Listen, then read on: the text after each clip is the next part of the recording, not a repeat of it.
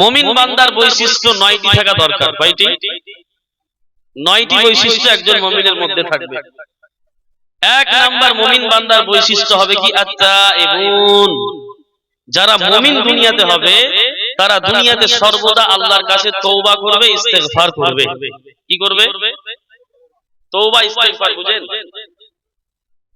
বুঝেন না?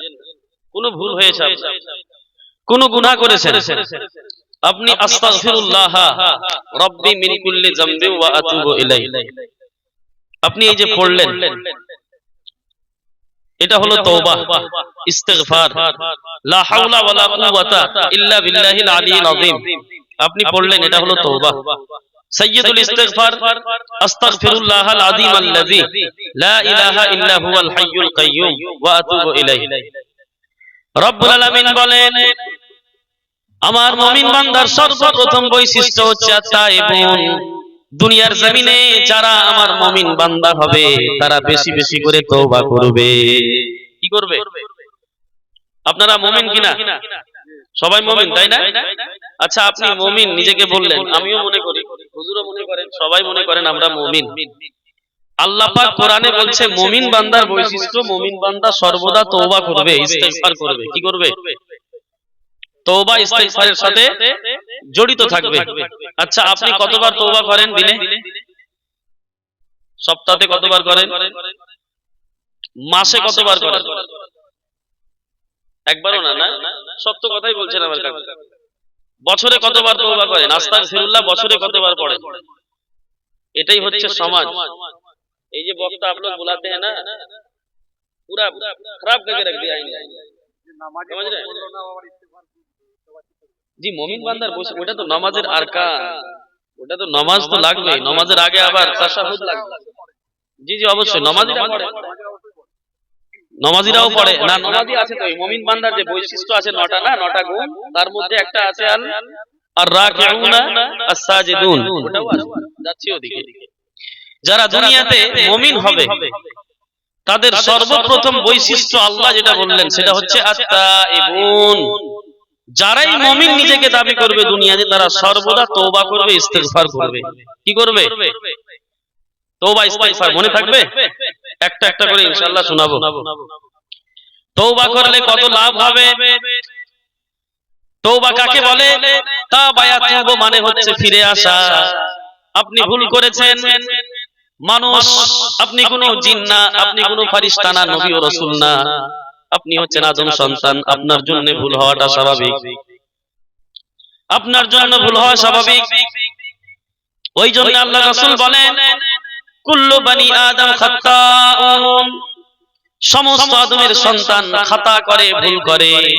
ওয়া খায়রুল খাত্তাইনা আত-তাওয়াবুন, কিন্তু আদমের সন্তানের মধ্যে এই যারা ভুল করে, এই সমস্ত ভুলকারীদের মধ্যে সর্বশ্রেষ্ঠ আল্লাহর কাছে সেই বান্দা যেই বান্দা আবার তওবা করে নাই। কি করে নাই? কুল্লু বনি আদম খাত্তাউন, সমস্ত আদমের সন্তান। আমরা কার সন্তান? আদমের সন্তান, তাই না? ওই জন্য আমরা গুনাহ থেকে বাঁচতে পারি না। দুনিয়াতে যতই বড় পীর বলি, আউলিয়া হোক, মুফতি সাহেব হোক, মুহাদ্দিস হোক, ভুল থেকে কেউ বাঁচতে পারবে না। আল্লাহর নবী এবং আল্লাহর রাসূল পর্যন্ত যারা মাসুম আনিল খাতা, তাদের জীবনও খাতায় ইজতিহাদি হয়েছে। তার মানে আদমের সন্তান হিসাবে ভুল থেকে কেউ বাঁচতে পারবে না। আপনাদের মধ্যে কেউ আছেন বলতে পারবেন যে আমার ভুল নেই জীবনে? দুনিয়াতে কেউ বলতে পারবে না, যতই বড় আল্লাহর ওলি বুজুর্গ হয়ে যাক না কেন, কেউ বলতে পারবে না যে আমার জীবনে ভুল খাতা নেই। কারণ আল্লাহর রাসূলের হাদিস, কুল্লু বনি আদম খাত্তা, প্রত্যেকটা আদমের সন্তান ভুল করে, খাতা করে। তবে এই ভুলকারীদের মধ্যে, খাতাকারীদের মধ্যে আল্লাহর কাছে পছন্দনীয় কে? খায়রুল খাত্তাইনা আত-তাওয়াবুন, যারা ভুল করার পরে ওই ভুলকে অটল থাকে না, ভুল করার সাথে সাথে আবার তওবা করে নাই, ইস্তেগফার করে নাই। আমি বুঝাতে পারছি আপনাদেরকে? সমস্যা তো হচ্ছে না? ওই জন্য রব্বুল আলামিন বলেন হাদিসে কুদসির মধ্যে, ইয়া ইবনা আদম মা রাজাউতানি মা দাউতানি ওয়া রাজাউতানি গফারতু লাকা ওয়ালা উবানি। আদমের সন্তান, তোমরা দুনিয়ার জমিনে যতদিন পর্যন্ত ভুল করবা, ভুল করার সাথে সাথে আমি আল্লাহ আমার কাছে আবার তওবা করবা, ফিরে আসবা, ইস্তেগফার করতে থাকবা, আগফির লাকা, আমি আল্লাহ যতদিন পর্যন্ত তোমরা তওবা ইস্তেগফারের সাথে জড়িত থাকবা, আমি আল্লাহ ততদিন পর্যন্ত তোমাদেরকে ক্ষমা করতে থাকবো। সুবহানাল্লাহ সুবহানাল্লাহ। রব্বুল আলামিন বলেন, কুল ইয়া ইবাদিয়াল্লাযীনা আসরাফু আলা আনফুসিহিম লা তাকনাতু মির রাহমাতিল্লাহ ইন্নাল্লাহা ইয়াগফিরুয যুনুবা জামিআ ইন্নাহু হুয়াল গাফুরুর রহিম। সুবহানাল্লাহ। আচ্ছা, আপনাদের ফোকাস মন এদিকে আসে কিনা বলেন দেখি? শুনছেন তো? সমস্যা তো হচ্ছে না আপনাদের?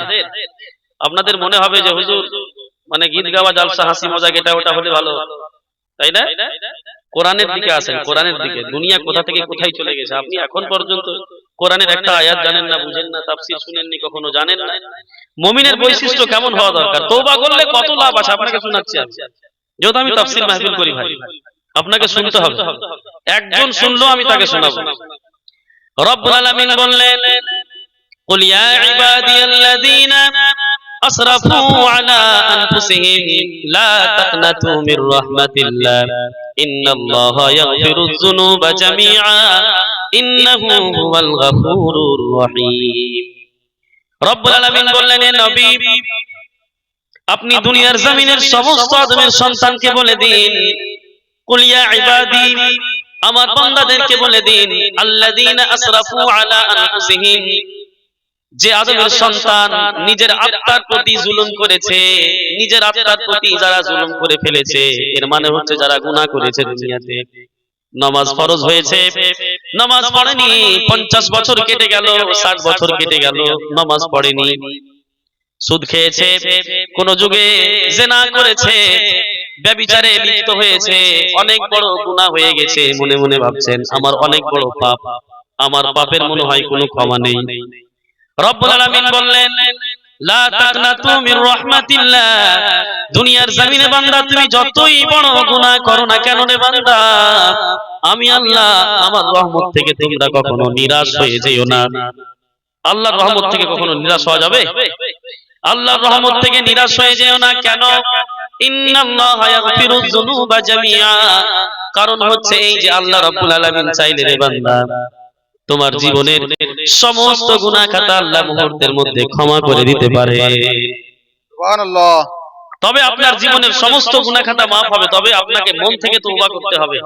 আর তওবা করার মানে শুধু এটা না যে মুখে মুখে পড়ে নিলেন হয়ে গেল না, এমন ভাবে তওবা করতে হবে অনুতপ্ত হয়ে, আল্লাহ যেই গুনাহ করেছি, নামাজ ছেড়েছি তওবা করছি, আল্লাহ জিনা করেছি কোন এক যুগে তওবা করছি, আল্লাহ সুদ খেয়েছি, আল্লাহ মন থেকে তওবা করছি, ভুল করেও আর জীবনে ওই পথে যাব না।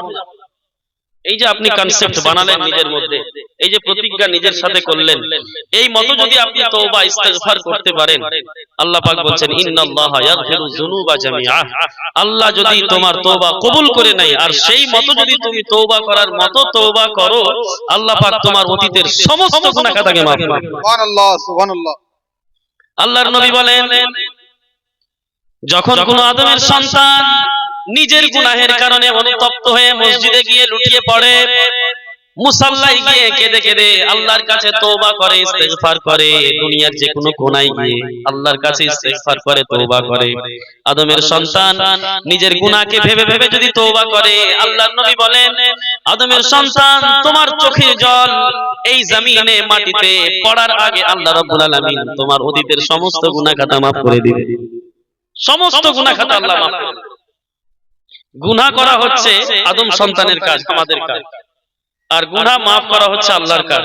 তার মানে কি আমরা জেনে বুঝে গুনাহ করব? আল্লাহ নিজের রহমত দেখিয়েছে, এর মানে এটা কখনোই না যে আপনি জেনে বুঝে গুনাহ করবেন। আবার তওবা করার মানে হচ্ছে যে আপনি ওই গুনাহ যেটা করেছেন, অনুতপ্ত হয়েছেন যেই গুনার কারণে, যেই গুনাহ আপনাকে ঘৃণা মনে হচ্ছে, মনে মনে আপনি ঘৃণা করছেন যে আল্লাহ ভুল করে আমি এই গুনাহটা করে ফেলেছি, আল্লাহ গো আর জীবনে আমি এই গুনাহ করব না, ওই গুনার কাজে যাব না। এই যে আপনি মনে মনে একটা কনসেপ্ট তৈরি করলেন আর আস্তাগফিরুল্লাহ রাব্বি মিন কুল্লি যামবি ওয়া আতুবু ইলাইহি পড়লেন, আল্লাহ পাক বলছেন বান্দা এই মতো তওবা করলে তোমার অতীতের সমস্ত গুনাহ খাতা আল্লাহ আমি maaf করে দেব। সুবহানাল্লাহ সুবহানাল্লাহ। আল্লাহ কেন maaf করবেন?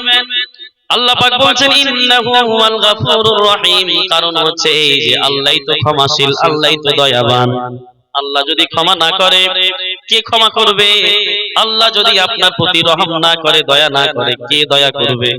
আল্লাহ ছাড়া কেউ দয়া করার আছে? আল্লাহ ছাড়া কেউ রহম করার আছে আপনার প্রতি? আল্লাহ ছাড়া কেউ দয়া করতে পারবে? আল্লাহ তুমি দয়ার সাগর, রহমানুর রহিম, তোমার দয়াই পূর্ণ আমার সারা নিষেদিন। সুবহানাল্লাহ। আল্লাহ তুমি দয়ার সাগর, রহমানুর রহিম, তোমার দয়াই পূর্ণ আমার সারা নিষেদিন। তুমি পারো করতে মোচন অভাব দুঃখী লোকে, তুমি পরম মুক্তি দাতা মালিকে জগতে। সুবহানাল্লাহ। কথা সত্যি কিনা গো? তুমি পারো করিতে মোচন অভাব দুঃখী লোকে, তুমি পরম মুক্তি দাতা মালিকে জগতে।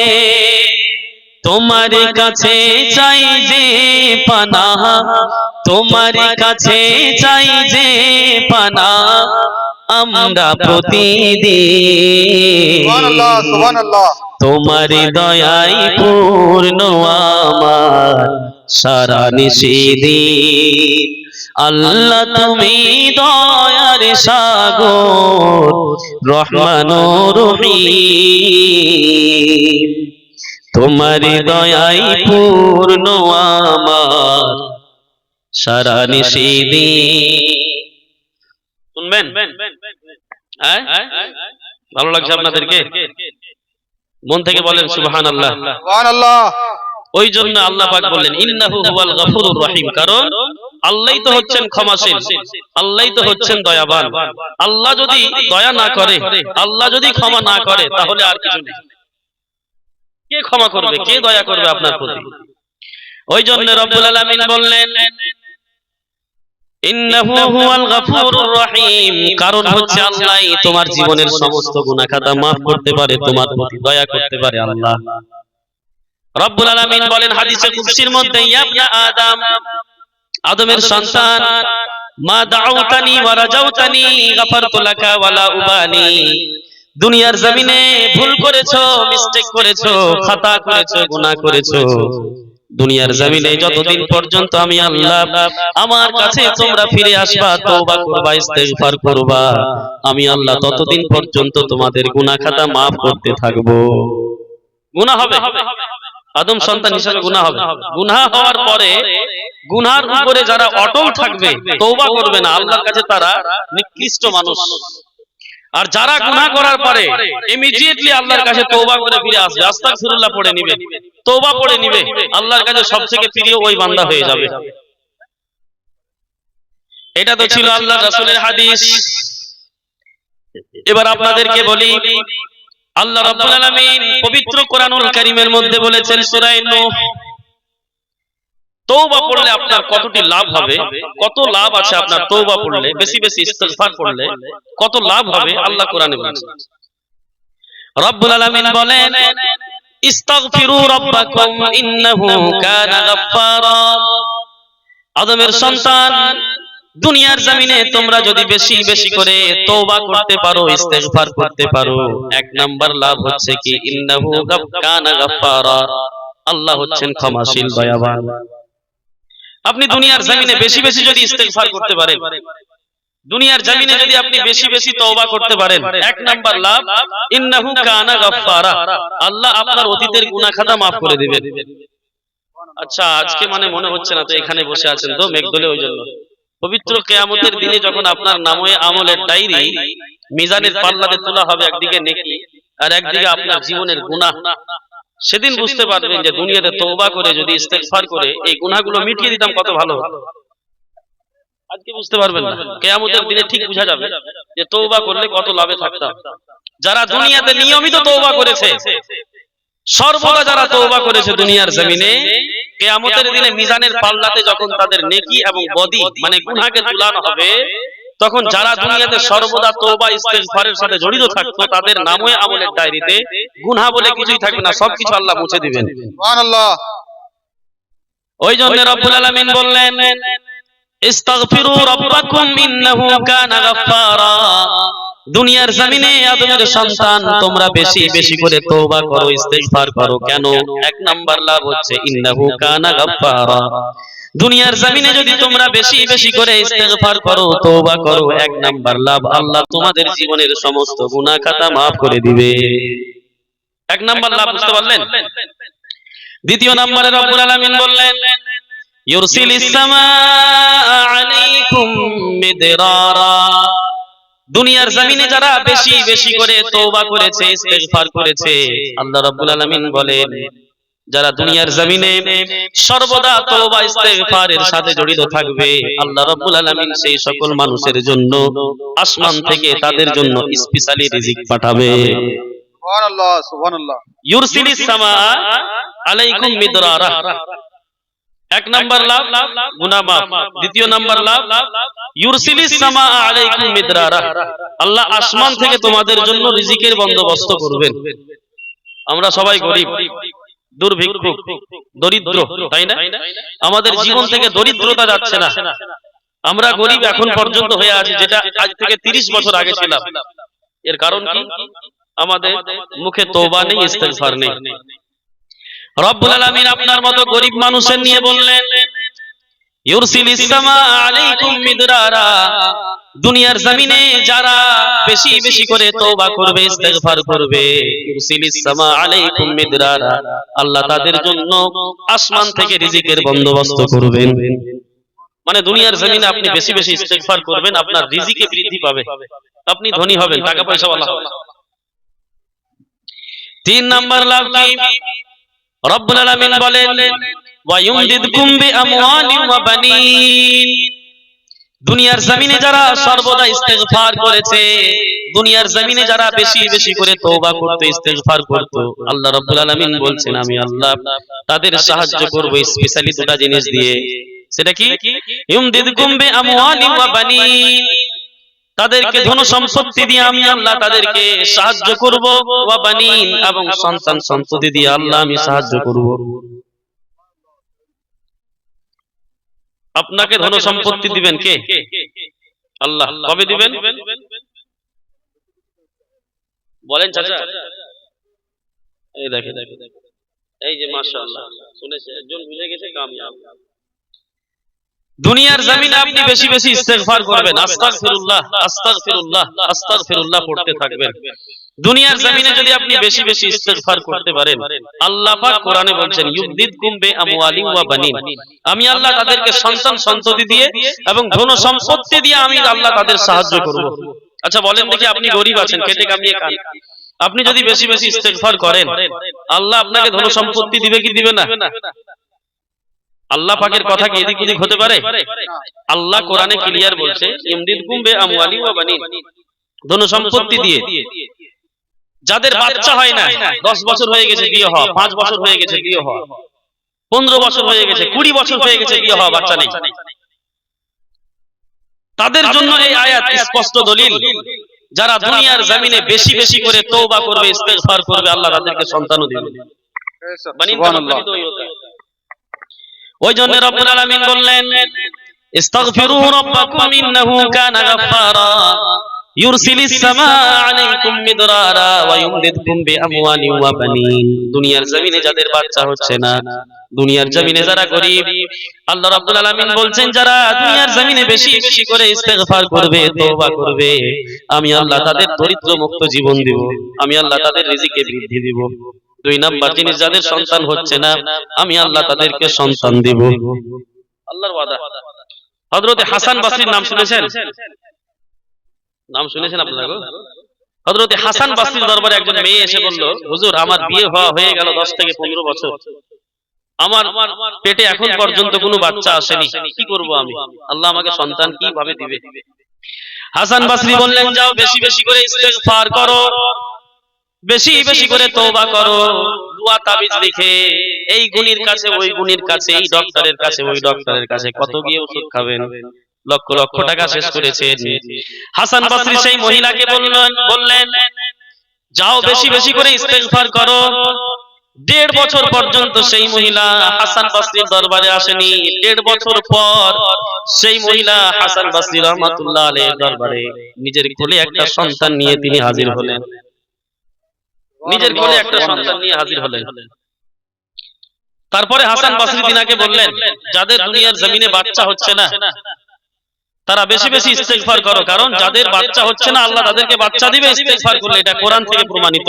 আর তুমি এই আয়াতটা পড়লেন, ওয়ায়ুমদিদকুম বিআমওয়ালি ওয়া বানিন, যারা দুনিয়াতে বেশি বেশি ইস্তেগফার করবে আল্লাহ তাদেরকে ধন সম্পত্তি দিয়ে এবং সন্তান সন্ততি দিয়ে তাদের সাহায্য করবে।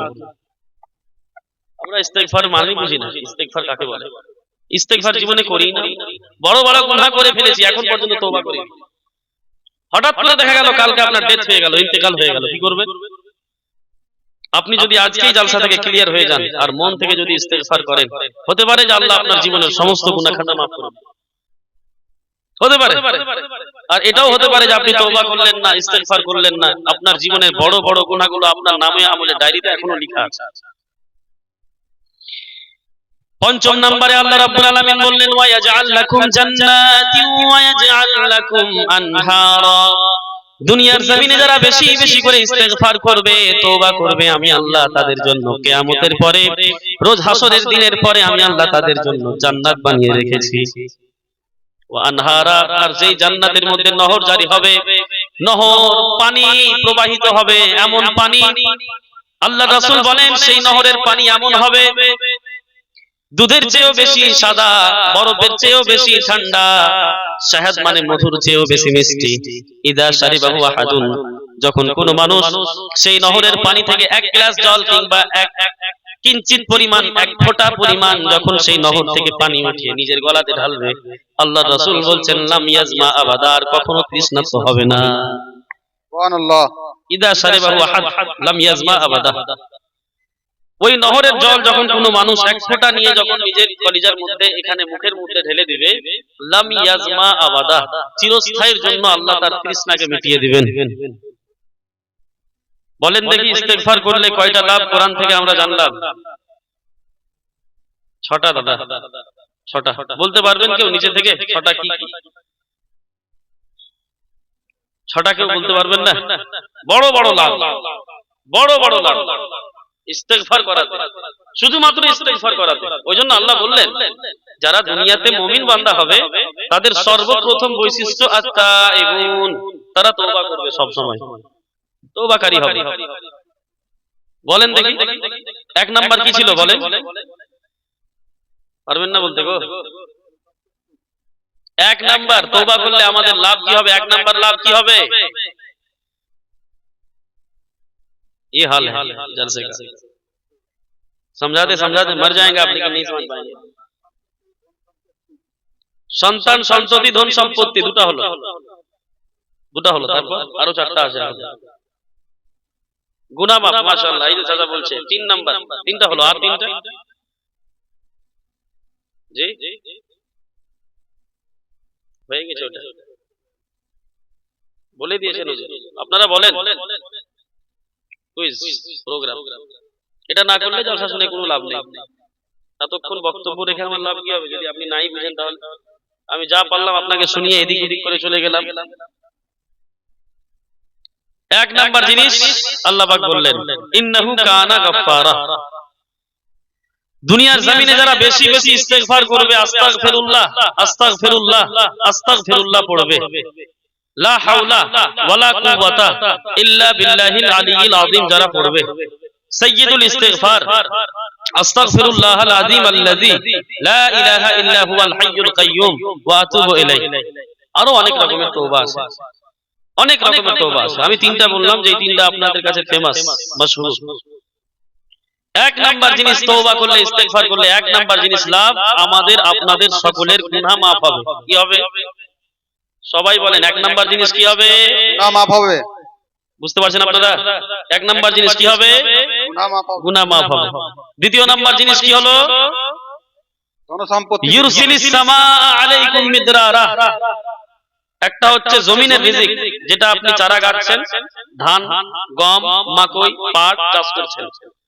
আর একটা হচ্ছে আল্লাহর তরফ থেকে গায়বী মাদাদ, আসমান থেকে আসবে রিজিক। ইউরসিলিস সামাআ আলাইকুম মিদরারা। আসমান থেকে আল্লাহ আপনার প্রতি কি করবেন? রিজিক বর্ষিত করবেন। বুঝা গেল দুই নাম্বার? কোথা থেকে আসবে রিজিক? আসমান থেকে। আসমান থেকে বলার মানে আল্লাহর তরফ থেকে স্পেশালি রিজিক। এটা আপনি ধান চাষ করে, গম চাষ করে, মাকই চাষ করে যে কামাচ্ছেন, ওই রিজিকের কোনো অস্তিত্ব নেই যেটা আল্লাহর তরফ থেকে আসবে। ওই রিজিকটা আল্লাহর কাছে অনেক বড়। হতে পারে যে আপনি গরিব আছেন, কিন্তু বেশি বেশি তওবা করার কারণে আল্লাহ এমন কিছু আপনাকে দিল যে পুরোপুরি লাইফটাই চেঞ্জ হয়ে গেল আপনার। ইমিডিয়েটলি অল্প সময়ের মধ্যে আপনি ধনী হয়ে গেলেন। হতে পারে। এই কথাটাকে আল্লাহ কোরআনে বোঝাচ্ছে। আসমান থেকে আল্লাহর তরফ থেকে রিজিক, দুই নাম্বার জিনিস।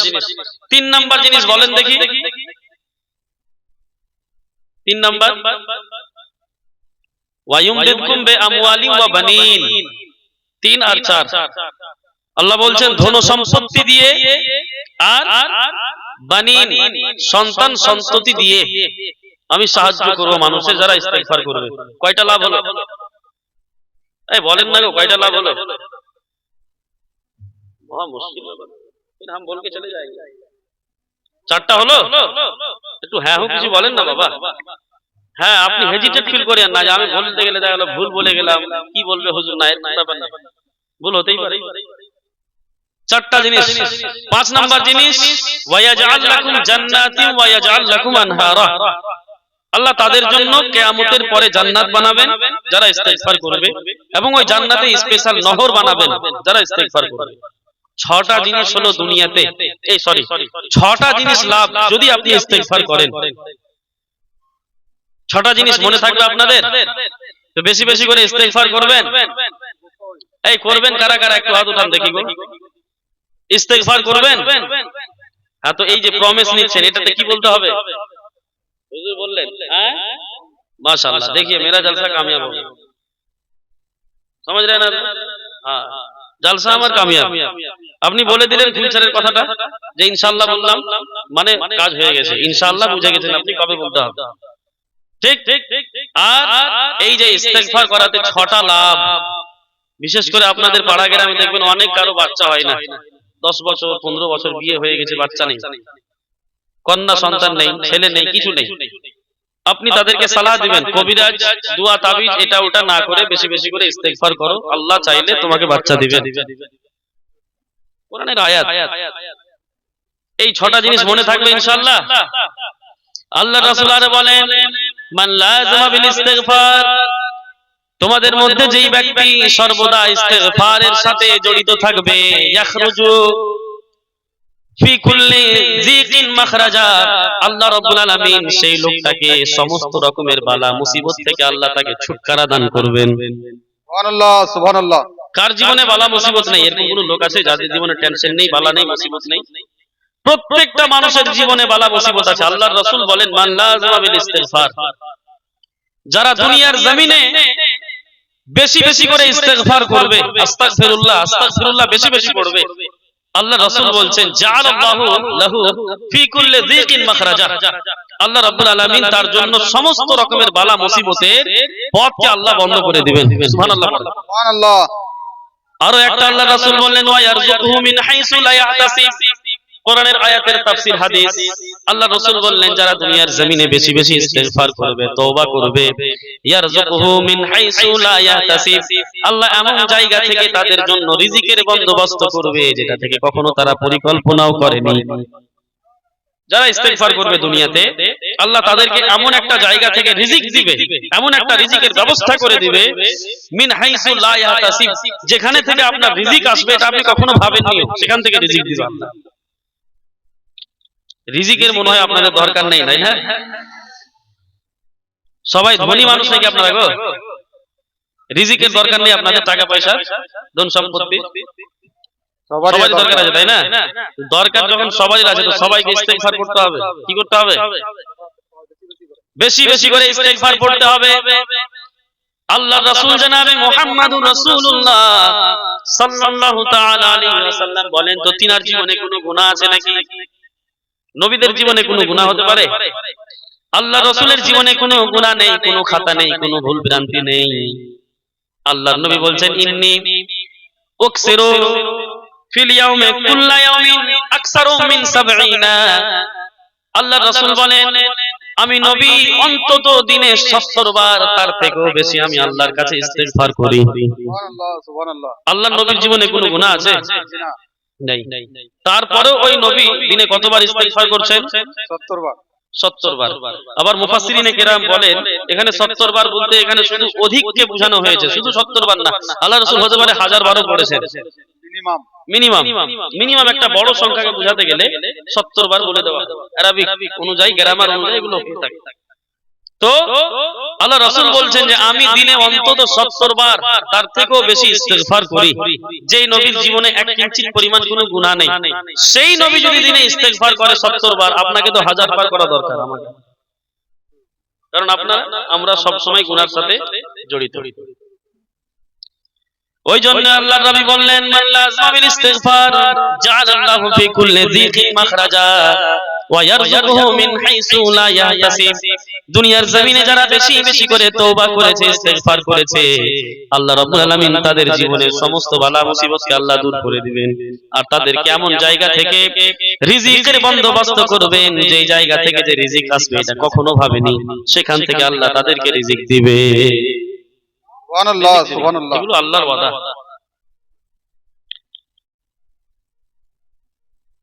আল্লাহ রাসূল আরো একটা বলেন হাদিসের মধ্যে, মান লাযিমা বিল ইস্তিগফার, যেই লোকটা সর্বদা ইস্তিগফার করে, আল্লাহর কাছে সেই লোকটার প্রত্যেকটি দোয়া আল্লাহর কাছে কবুল হয়ে যায়।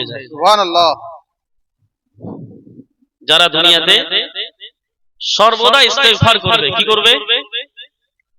ইস্তিগফার করবে, আস্তাগফিরুল্লাহ, যারা দুনিয়াতে বেশি বেশি পড়বে।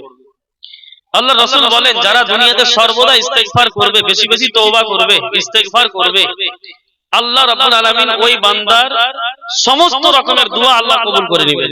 কোনো দোয়া ফিরিয়ে দিবেন না আল্লাহ। সুবহানাল্লাহ, সুবহানাল্লাহ। যুগের মুহাদ্দিস হযরত ইমাম আহমদ ইবনে হাম্বলের নাম শুনেছেন?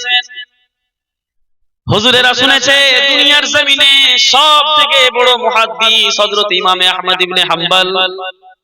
নাম শুনেছেন ইমামে আহমদ ইবনে হাম্বল? মন দিয়ে শুনেন। এই মা বোনেরা, কথা বলিও না, মন দিয়ে শুনো। এত দামি কথা হচ্ছে, মন দিয়ে শুনো। তোমার মনে হচ্ছে না দামি কথা, কিন্তু আমি তো জানি আমি দামি কথা বলছি।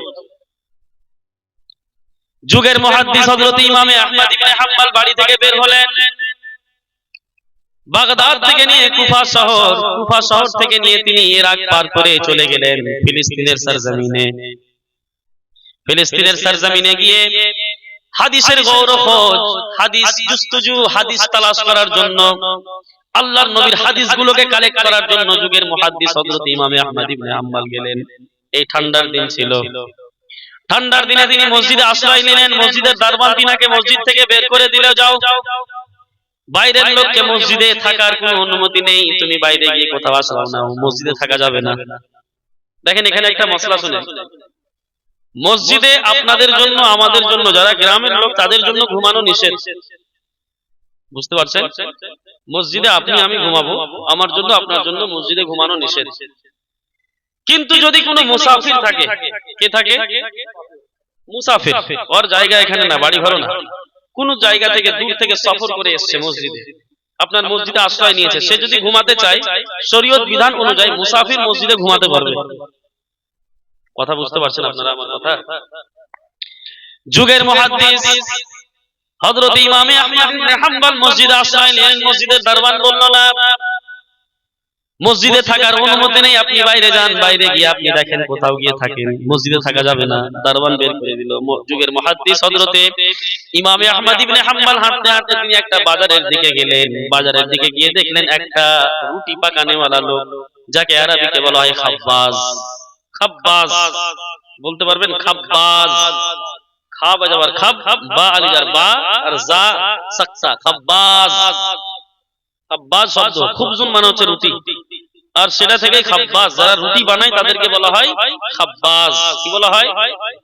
আরবি কোণে থাকবে খাব্বাস। যুগের মুহাদ্দিস হযরত ইমামে আহমদ ইবনে হাম্বল একজন খাব্বাসের কাছে গেলেন, রুটি বানাচ্ছে লোকটা। যুগের মুহাদ্দিস ঠান্ডার দিনে ওই রুটিওয়ালা লোকের কাছে গিয়ে বললেন, ভাই আমি অনেক দূর থেকে এসেছি মুসাফির, আপনার এই উনুনের পাশে বসে বসে যদি আমি আগুন তাপি আপনার কোনো অসুবিধা আছে নাকি, আপনার কোনো অবজেকশন আছে নাকি? একজন মানুষ যদি আপনার উনুনের পাশে হাত তাপে, আপনার কি অবজেকশন থাকা দরকার? কোনো অবজেকশন নেই ভাই, আমার তো চুলা জ্বলছে, আমি রুটি পাকাচ্ছি, রুটি বিক্রি করছি, আপনি চুলাতে বসেন, আপনি হাত তাপেন। যখন এখন দেখা যাবে ঠান্ডার দিনে 15-20 দিন পার হওয়ার পরেই দেখবেন গ্রামে জায়গাতে সবাই আগুন জ্বালিয়ে চারিদিক থেকে বসে আছে, বসে থাকেন। যুগের মুহাদ্দিস হযরত ইমাম আহমদ ইবনে হাম্বল বললেন, ভাই আমি মুসাফির, অনেক দূর থেকে এসেছি, আমি আপনার উনুনের পাশে বসে বসে হাতটা তাপবো, আপনার অনুমতি আছে কিনা? তিনি বললেন, কোনো সমস্যা নেই, আপনি বসে যান। যুগের মুহাদ্দিস ইমাম আহমদ ইবনে হাম্বল রুটিওয়ালার পাশে বসে তিনি বসে থাকলেন। তিনি দেখছেন, তিনি লক্ষ্য করছেন ওই যে রুটিওয়ালা লোকটা সাধারণ একজন মানুষ, তিনি রুটি পাকাচ্ছেন, রুটি বিক্রি করছেন, টাকা পয়সা হাতে নিয়ে বাক্সর মধ্যে রেখে দিচ্ছেন, বিশেষ কোনো আমল নেই, কিন্তু মুখ দিয়ে যেন একটা বিদ করে কোনো একটা শব্দ বলে। রুটি পাকাচ্ছেন কিন্তু মুখ দিয়ে একটা বিদ করে কোনো একটা শব্দ বলে। দোকান যখন বন্ধ হলো, যুগের মুহাদ্দিস ইমাম আহমদ ইবনে হাম্বল তিনি জিজ্ঞাসা করেই ফেললেন, ভাই যখন থেকে আমি এসেছি তখন থেকে আমি দেখলাম তোমাকে দীর্ঘ 2-3 ঘন্টা পর্যন্ত তুমি রুটি বানাচ্ছ, টাকা নিচ্ছ, বাক্সতে রাখছো, কিন্তু রুটি পাকা অবস্থাতে, টাকা নেওয়ার অবস্থাতে, সর্বদা অবস্থাতে আমি তোমাকে দেখছি তোমার মুখ দিয়ে যেন একটা কালিমা পড়ছো, তুমি কালিমাটা কি? বুঝাতে পারছি আমি? কালিমাটা কি বুঝান? সেই লোকটা বলল, আমি আপনাকে চিনি না, তবে আল্লাহর রাসূল জনাবে মুহাম্মদুর রাসূলুল্লাহ সাল্লাল্লাহু তাআলা আলাইহি ওয়াসাল্লামের একটা হাদিস আমার কাছে পৌঁছেছে।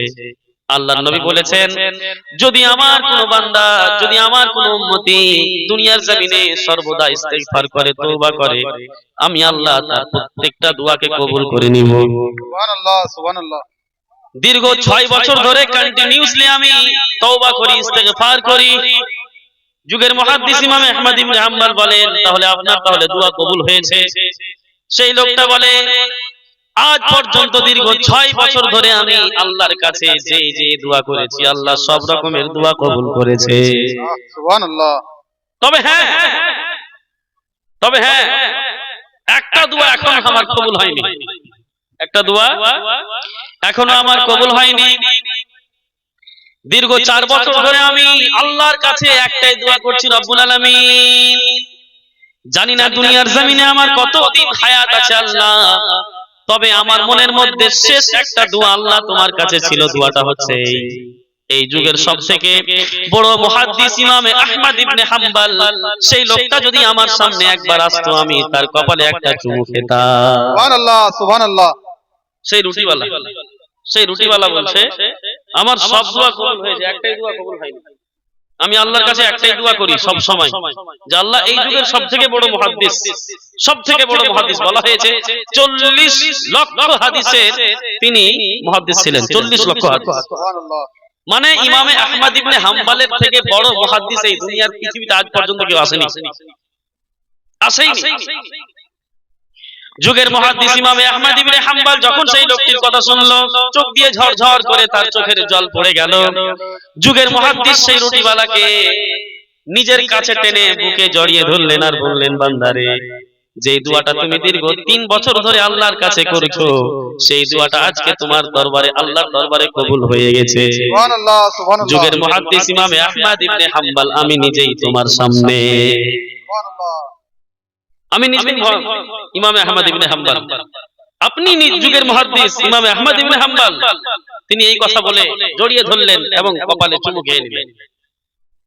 আল্লাহ রাসূল সাল্লাল্লাহু আলাইহি ওয়াসাল্লামের প্রত্যেকটা কথা সত্য, যদি আপনার ঈমান থাকে তাহলে, যদি ঈমান থাকে তাহলে। আল্লাহ রাসূল বললেন, যদি কোনো মানুষ সর্বদা ইস্তিগফার করে, তওবা করে, সেই লোকটার সব রকমের দোয়া কবুল হয়ে যায়। এই রুটিওয়ালা একজন সাধারণ মানুষ। রুটিওয়ালা কি কোনো মুহাদ্দিস না, মুফতি সাহেব না, কোনো পীর সাহেব না, সাধারণ মানুষ। রুটিওয়ালা আপনিও হতে পারেন। একজন রুটিওয়ালা যদি বেশি বেশি তওবা করে, ইস্তেগফার করে, এই কারণে যে আল্লাহ রাসূলের হাদিস আছে, যারা সব সময় তওবা করবে, ইস্তেগফার করবে, আল্লাহ তার সমস্ত রকমের দোয়া কবুল করবে। একজন রুটিওয়ালার যদি সব রকমের দোয়া কবুল হয়, আপনি তো হাজী সাহেব, আপনি তো আলিম সাহেব, আপনি তো মুলবি সাহেব, আপনি তো নামাজি, আপনি তো হাজী গাজী মুত্তাকি, আপনার দোয়া কেন আল্লাহ কবুল করবে না? তবে শর্ত, আপনাকে বেশি বেশি করে ইস্তেগফার করতে হবে। কি করতে হবে? ইস্তেগফার করতে হবে। করবেন, ইস্তেগফার করবেন? কারা কারা করবেন না হাত উঠান দেখি। দুই একজন পাওয়া গেছে। কারা কারা করবেন ইস্তেগফার বেশি বেশি করে হাত উঠান। ইনশাআল্লাহ করবেন। ইনশাআল্লাহ। পড়েন আপনারা সকলে ইস্তেগফার পড়েন তো, জোরে জোরে পড়েন। আল্লাহ রব্বি জোরে জোরে পড়েন। মিন কুল্লি জামবিন ওয়া আতুবু ইলাইহি। আপনারা পড়েন না যে? রব্বি মিন কুল্লি জামবিন হ্যাঁ? ওয়া আতুবু ইলাইহি। তবুও তো মুখের ভাষাতে আপনারা সবাই যদি পড়েন তাহলে মাহফিল গুঁজে যাবে। আপনারা চুপ থাকেন প্লিজ।